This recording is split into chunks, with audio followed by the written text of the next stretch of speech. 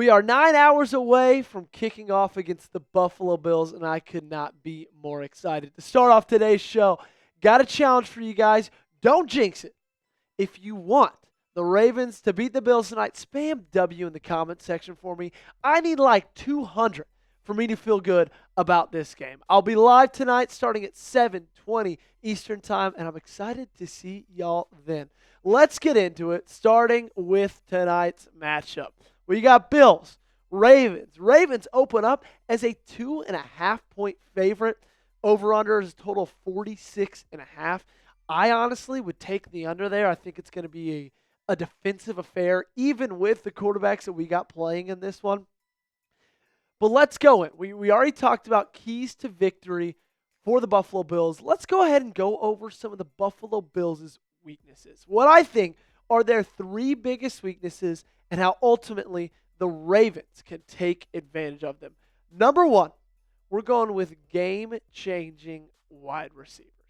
You know, I think they've got some talent there, but so far the Ravens have played the likes of Devontae Adams, Rashee Rice, CeeDee Lamb, and there's not a single guy on this roster that would be a wide receiver one on either of those teams, on any of the teams that we played so far. Keon Coleman, rookie out of Florida State. I think he's going to have a great career. Obviously, he's still a rookie, though. Mac Hollins, kind of weird, doesn't wear shoes. Khalil Shakir, he's the best wide receiver on this team so far. And when you look at the yardage that they've piled up already, Keon Coleman, 5 receptions, 75 yards. Shakir, 14 receptions, 168 yards. Hollins, 3 receptions, 41 yards. Not a single one of them has gone over 100 yards in a game yet. But I will tell you, one person I think you got to watch out for, that's Dalton Kincaid. Second-year player out of Utah. I was really high on Dalton coming into the draft. He had a pretty good rookie year in Buffalo.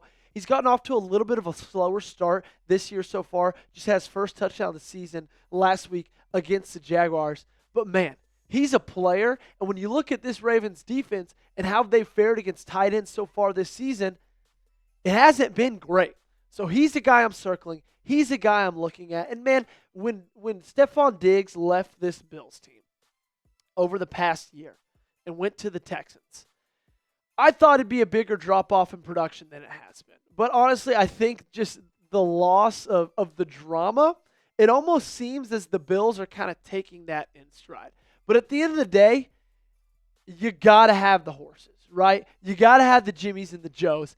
And I'm not so sure that the Bills have those in the wide receiver room. So what's your score prediction? I know I asked you this on Wednesday, but it's Sunday.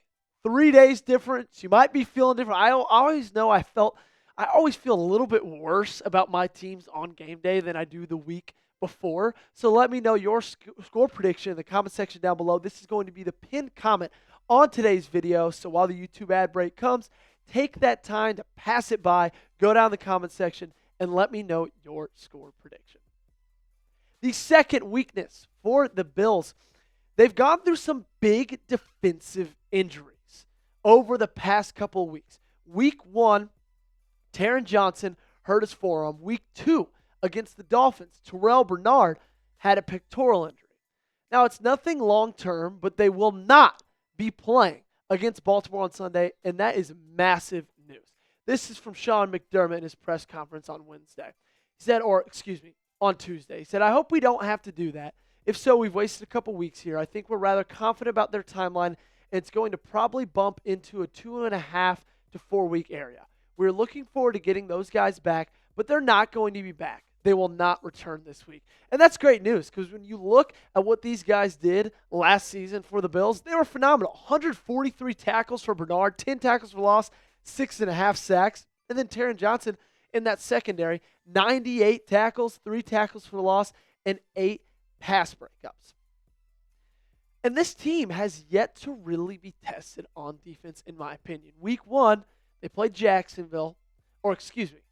Week 1, they played Arizona. Kyler Murray's great.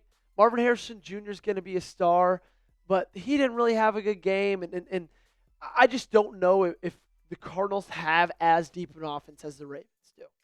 And then week 2, they play Miami. Tua doesn't play for a quarter and a half.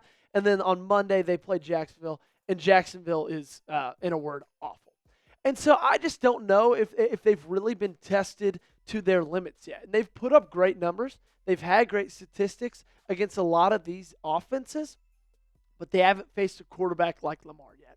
I don't think they've faced a running back like Derrick Henry yet. Heck, I don't even know if they faced a receiver like Zay Flowers yet.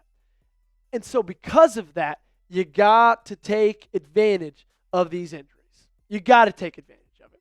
Before we get into the last weakness for the Bills, I got to tell you about Fanatics. Head over to chatsports.com/King Henry if you want to be absolutely dripped out. Man, the King had a game last Sunday against the Cowboys, so celebrate that by getting a jersey, by getting a jersey. If you got a special lady in your life that loves the Ravens, go ahead and get her a jersey or her a jersey. Free shipping right now. So don't waste any time. Head over to chatsports.com/King Henry to get these sweet-looking jerseys, sweet-looking jerseys, and you'll be walking around Baltimore, Dallas, wherever you are, and you'll be looking like the coolest person there. So again, chatsports.com/King Henry. They got free shipping right now, so take advantage while it lasts. To the third weakness that the Buffalo Bills have, I think it's their secondary. And this goes a little bit with the injury status of Taron Johnson. But when you look at who they've got in that secondary, starting strong safeties, Damar Hamlin. Starting free safeties, Taylor Rapp. They got two cornerbacks, Rasul Douglas, Brandon Codrington, because Taron Johnson had that injury. And then they're starting nickelback is Jamarcus Ingram. There are holes here. There are. And they need to be exploited, okay? And that's why I think it's so important that Lamar Jackson is on. That Lamar Jackson is feeling it. And you're going to need a little bit different out of Lamar than you did against the Cowboys, right? You're going to need something just a tad bit different from him. You're going to need him to be accurate deep. Because against the Cowboys, if you look at the amount of passes he threw, if you look at at where he was throwing these balls, they didn't ask him to do a lot. Only one pass over 10 yards. It was the touchdown to Rashad Bateman, throwing on a dime. One pass at 10 yards, everything else behind it, 4 behind the line of scrimmage. He only threw 15 passes. It's because the run game was so dominant, right? It wasn't anything of Lamar's fault why they weren't asking him to pass it a ton. But there are holes in the secondary. This is a far bigger weakness than the defensive line. And so, Lamar, I need you to be accurate. I need you to take shots. I need you to hit those shots, okay? I can't have overthrown balls. I can't have underthrown balls. I need you to be you, okay? I need you to make the plays.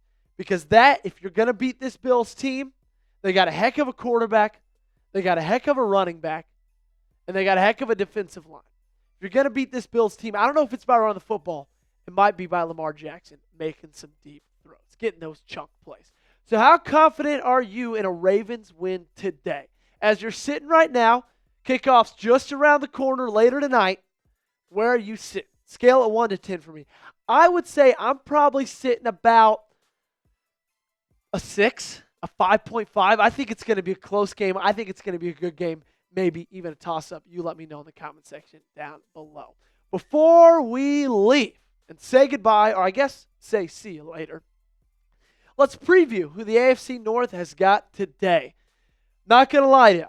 Not the stiffest competition for the AFC North today. Steelers will be on the road against the Colts. That game will be massive. Steelers 3-0 atop the division. We really do not want Pittsburgh to go to 4-0. Browns, they'll be in Las Vegas. Hopefully Las Vegas and Gardner Minshew can pull out some more of that Minshew magic. Who knew that they would follow up beating the Ravens with a loss to the Panthers? So let's hope they get back in the win column and beat the Browns. Bengals will be on the road against the Panthers, who after Andy Dalton, the Red Rifle, absolutely dominated last week. That game might not look as easy as it did a couple weeks ago. So can the Bengals fall to 0-4? We can only hope. That's what we got. We got to pray for losses. We got to hope for losses, especially for the Pittsburgh Steelers. Thanks so much for joining me, guys. I'm going to be live tonight starting 7:20 Eastern Time for the entirety of this Sunday Night Football game, and it is going to be a blast. So subscribe to the channel, stick by it. Join me tonight as I watch our Baltimore Ravens defeat the Buffalo Bills.